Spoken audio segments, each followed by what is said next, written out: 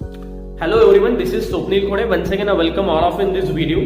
Today we will discuss about the screw gauge. So this is how the screw gauge looks like. First of all, let's discuss its application. It is used to find out the small diameter or the small length of certain components. Then let's discuss its different parts. This U-shaped part, it is called as what? Frame. Then this one, it is called as what? Stud or anvil.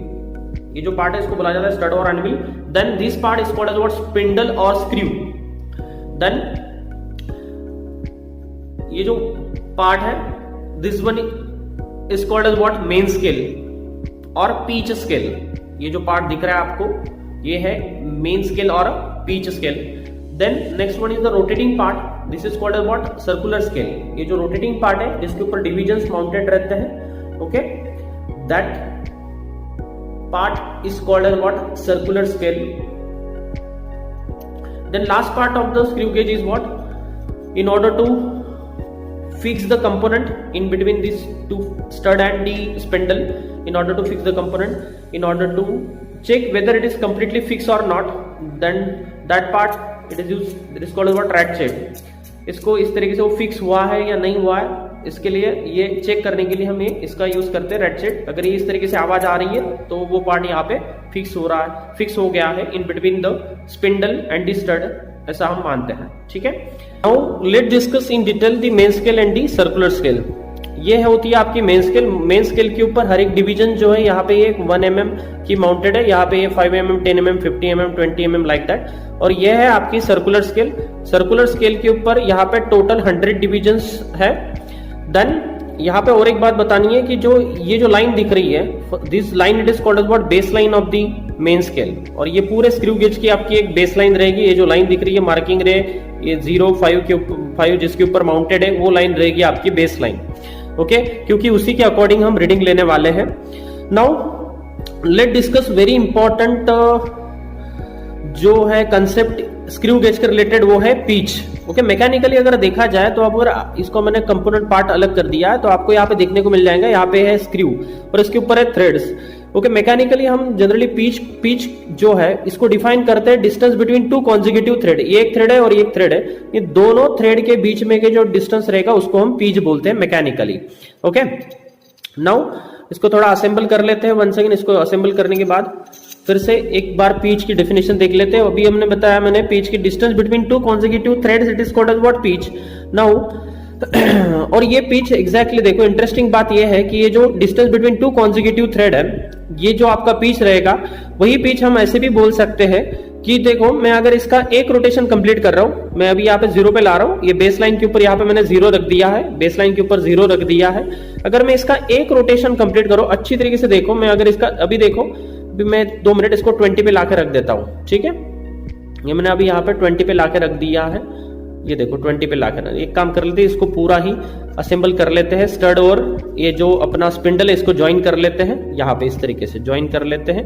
Okay, यहाँ पे join हो गया. ठीक है, यहाँ पे 0 और 0 base line भी दिख रही है और यहाँ पे इसका 0 भी दिख रहा है. देखो मैं इसको एंटी क्लॉकवाइज रोटेट कर रहा हूँ, मतलब इसका एक रोटेशन में देखो एक रोटेशन कर रहा हूँ सर्कुलर स्केल का. जैसे ही मैं एक रोटेशन करता हूँ सर्कुलर स्केल का, देखो एक रोटेशन हो रहा है, तो ये एक रोटेशन में जितना स्क्रू आगे मतलब इस साइड मूव हो रहा है उसको भी हम पीच बोलते हैं. Distance moved by the screw during 1 complete rotation of the circular scale it is also called as what?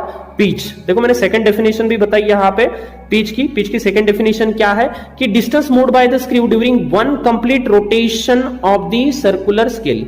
जैसे ही आप सर्कुलर स्केल का एक रोटेशन कंप्लीट करोगे तो ये यहाँ पे कितना मूव करेगा स्क्रू, ये उतना ही मूव करता है जितना डिस्टेंस बिटवीन 2 थ्रेड्स होता है. So that is called as what? Pitch. तो ये भी आपका पीच है. ठीक है, एंड बेसिकली अगर देखा जाए न्यूमेरिकल के हिसाब से हम सीधे सीधे बोलेंगे कि ये कितना मूव किया. देखो मैंने अभी बताया आपको कि ये पूरा माउंटेड था. यहाँ पे एक रोटेशन देखो, यहाँ पे एक रोटेशन फिर से एक बार बता रहा हूँ प्रैक्टिकल करके. जैसे ये 0 है, ये 0 बेसलाइन के ऊपर माउंटेड है. जैसे एक रोटेशन देखो 0 से लेके 10, 20, 30, 40, 60 यहाँ पे ये एक रोटेशन हुआ. एक रोटेशन में देखो एक रोटेशन फिर से 0 आ गया, तो ये 1 mm आगे. So distance moved by the screw during 1 complete rotation it is also called as pitch. और मैंने सबसे पहले डेफिनेशन बताई थी, distance between two consecutive thread. And the next, अगर सिंपल से बताया जाए तो सिंपल से ये जो मेन स्केल के ऊपर जो माउंटिंग्स है, ये 1 mm की माउंटिंग है। लिस्ट काउंट यहाँ पे मेन स्केल का अगर लिस्ट काउंट देखा जाए वो है आपका 1 mm, तो इसको भी हम पीच बोल सकते हैं। तो ये आपका पीच है यहाँ पे, 1 mm is what, pitch, 1 mm, 1 division on the main scale, it is nothing but called as what, pitch. ठीक है, तो now let's calculate the least count of the screw gauge. By experiment, it is clearly observed that 1 division on the main scale, it correspond to the 1 rotation of circular scale, and which is equivalent to the 100 division. So 100 divisions on the circular scale, it is equal to 1 division on the main scale, that is 1 mm. So with the help of that, we can calculate the 1 division of circular scale, which is equal to 1 by 100 times the division on the main scale. So that will be our list count of the screw gauge. बात कर रहा है, but reading लेना है। Let's take, अगर मेरे पास में अभी ये पेन है, अभी इस पेन का मुझे अगर डायमीटर मेजर करना है, तो डायमीटर मेजर करना है तो मैं क्या करूंगा, इसको ये स्पिंडल मतलब जो अपना स्क्रू है और ये स्टड, इनके बीच में मैं इसको फिक्स कर दे रहा हूं। ठीक है, यहाँ पे मैंने इसको इसके दोनों के बीच में क्या कर दिया है, फिक्स। देखो अच्छी तरीके से, ये मैंने ऐसे इसको फिक्स कर दिया है अच्छी तरीके से। ठीक है, ये आपका ये हो गया फिक्स। ठीक है, ये फिक्स होने के बाद में ये फिक्स हुआ है या नहीं हुआ है, कंप्लीटली फिक्स हुआ है नहीं हुआ, उसके लिए हमने ये रेड को घुमाना है। अगर इस तरीके से आवाज आती है तो समझ जाना कि ये कंप्लीटली फिक्स हुआ है। ठीक है, अभी फिक्स होने के बाद में आपको रीडिंग लेनी है। How to take the reading, again once again same as that of the vernier scale. जैसे वर्नियर में हमने क्या लिया था, सबसे पहले मेन स्केल रीडिंग लिया था MSR plus vernier scale reading VSR। Okay, and vernier scale reading के लेते समय हमने क्या काउंट किए थे, vernier scale division into its least count. In the similar way we have to calculate here the total reading. Total reading यहाँ पे हमारा रहेगा, यहाँ पे ये मेन स्केल रीडिंग क्या रहेगा, और यहाँ पे वहां पे था VSR, यहाँ पे रहेंगे circular scale reading, that is called as what, CSR। तो यहाँ पे देखो टोटल रीडिंग का जो मेरा फॉर्मूला बनेगा वो रहेगा main scale reading MSR plus circular scale reading CSR। तो मेन स्केल रीडिंग हमें यहाँ पे क्लियरली विजिबल है, तो 5 के बाद 6 और 7 तक हमें ये विजिबल है मेन स्केल, तो वहां तक हम मेन स्केल रीडिंग ले सकते हैं। तो हम यहां पे 7 mm हमारा बन जाएगा मेन स्केल रीडिंग 7 mm, क्योंकि वहीं तक हम कॉन्फिडेंट है। बट अगर आप देखते हो तो सर्कुलर स्केल जो है उसके आगे भी थोड़ी, 7 के आगे भी थोड़ी सी रोटेट हुई है, वो ना एग्जैक्टली 8 पे आई है, और ये 7 और 8 mm के बीच में है।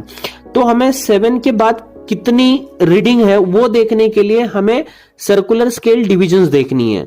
तो CSR जो बन रहा है हमारा least count into coinciding division of the circular scale with the base line बनने वाला है। तो first of all let's check the coinciding division. तो हमें यहां पे देखना है कि सर्कुलर स्केल की कौन सी डिवीजन बेस लाइन के साथ एग्जैक्टली कोइंसाइड हो रही है। तो यहां पे 25 के बाद में 26 और ये 27th नंबर की जो डिवीजन है on the circular scale exactly coincide हो रही है तुम्हारी बेसलाइन के साथ में, तो वो हमारा रहेगा कोइंसाइडिंग डिवीजन। तो वहां से हम ये मल्टीप्लाइंग बाय लिस्ट काउंट के साथ करके इसको हम CSR बना लेंगे, और फाइनल कैलकुलेशन जो रहेगा वो रहेगा हमारा main scale reading plus CSR reading, इन दोनों का एडिशन मिला के ये फाइनल रीडिंग आपको यहाँ पे मिल रहा है। ठीक है।